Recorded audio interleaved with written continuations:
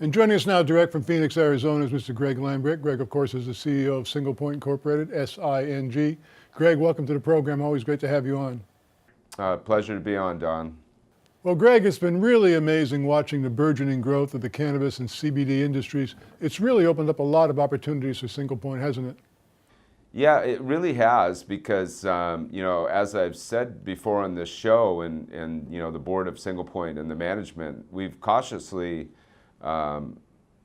purposely have not got involved in any acquisitions with any growers or any dispensaries. So in other words, we have not touched the plant. We still do not touch the plant. So with the passage of the CBD federally, that really got us moving, got us excited because now we are looking at different companies to acquire or get into the CBD business in a big way. So it's really opened up the doors for us legally to go full steam ahead. You know, it's kind of interesting. You and I were co-pioneers a couple of years ago when we filmed the first ever television program on location from a Los Angeles dispensary. And much what we predicted back then has come to fruition. Yeah, there's no question. The whole industry has really started to evolve, and it's amazing where it's going.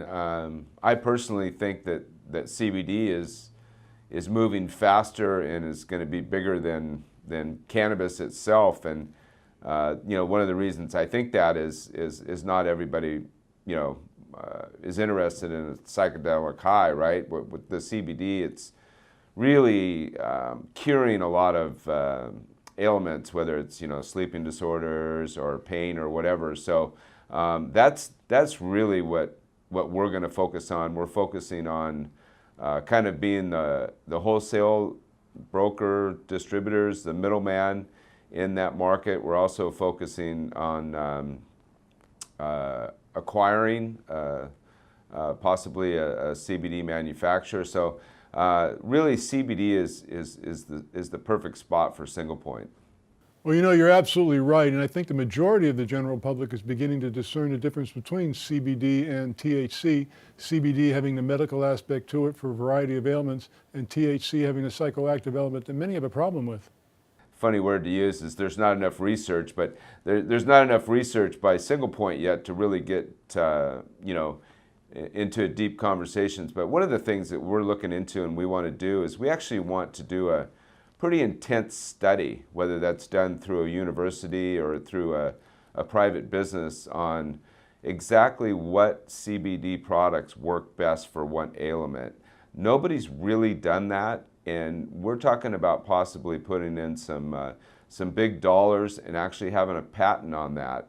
And that way, we can actively predict what CBD products you need to take for what you're having a problem with. And of course, selfishly, we would drive them to our website or to the stores that are carrying our products. So we're pretty excited about that, and it's in its early stages, but could turn out to be a real game changer for Singlepoint.